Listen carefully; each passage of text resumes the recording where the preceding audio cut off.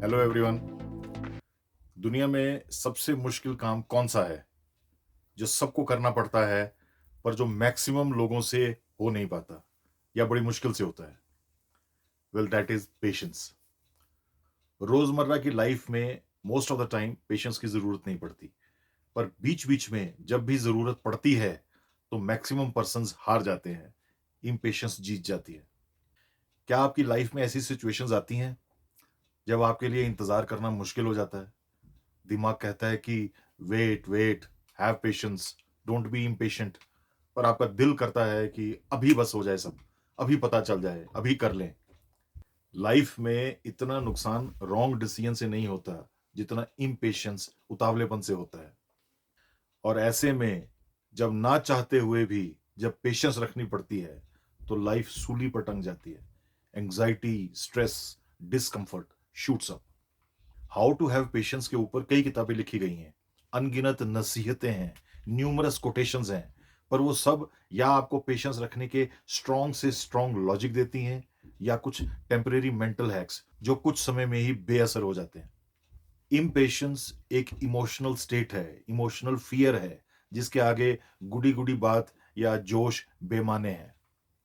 तो सवाल है कि किया क्या जाए, इम्पेशंस को काबू कैसे किया जाए, क्या किया जाए कि पेशेंस आसान हो जाए? सबसे पहली समझने वाली बात तो ये है कि पेशेंस अपने आप में कुछ नहीं है। It is a virtual concept. जैसे अंधेरा कुछ नहीं, एब्सेंस ऑफ लाइट है, उसी तरह पेशेंस कुछ नहीं, एब्सेंस ऑफ इम्पेशेंस है। हमें पेशेंस लानी नहीं, इम्पेशेंस हटानी है। आज तक यही होता आया है। हम सारा जोर पेशेंस रखने में लगाते हैं, बिना जाने कि इम्पेशेंस है क्यों। इट इज क्वाइट पॉसिबल कि अगर हमें इम्पेशेंस का कारण पता चल जाए तो हम इम्पेशेंट ना हो।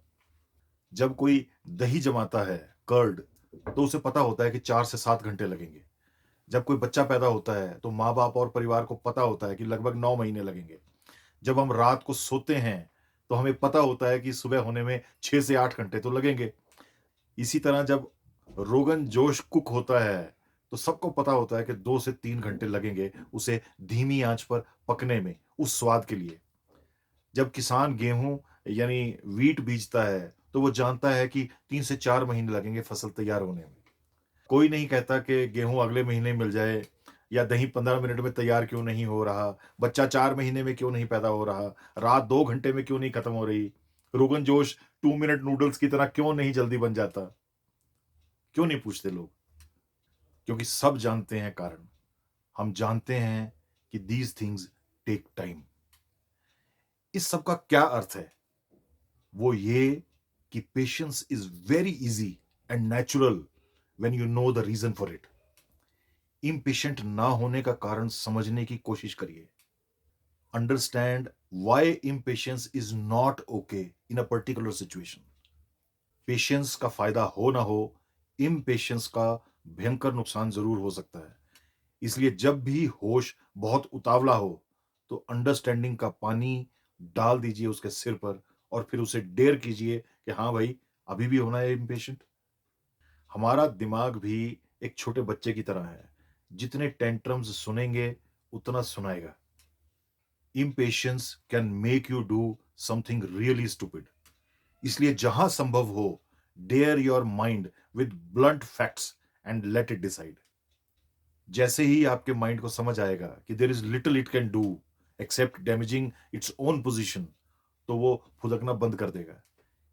इम्पेशेंस का एक दूसरा पहलू भी है। अक्सर हमसे तब इंतजार नहीं होता जब हम वेले होते हैं, फ्री होते हैं, हमारे पास करने के लिए कुछ और नहीं होता। ऐसे में हम एक चीज, एक बात पर ही फिक्सेटेड, फोकस्ड हो जाते हैं, विच कॉजेज इम्पेशेंस।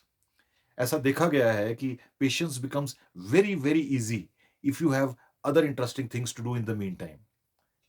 पेशेंस का तीसरा एंगल है डर, fear. Fear of loss, fear of pain, fear of the unknown.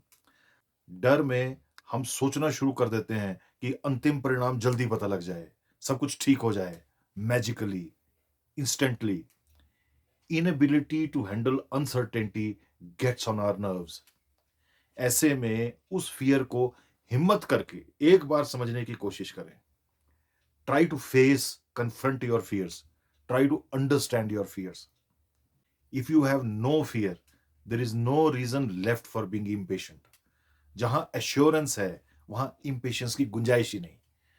वैसे भी अगर आप प्रोबेबिलिटी यानी संभावना के हिसाब से देखें, तो मैक्सिमम प्रोबेबिलिटी होती है कि जीवन एक नॉर्मल ट्रैक पर चलता है मोस्टली। हमारे डरने मात्र से नियति अपना रास्ता नहीं बदल लेगी, उसे और भी काम है। Just because we are fearing does not mean things will happen. Destiny is like elephant which does not mind or bother about scarecrows. Destiny is blindfolded. Only we are conscious ourselves. In the absence of fear, patience comes automatically and effortlessly. Marie Curie भी कहती हैं कि nothing in this world is to be feared but to be understood.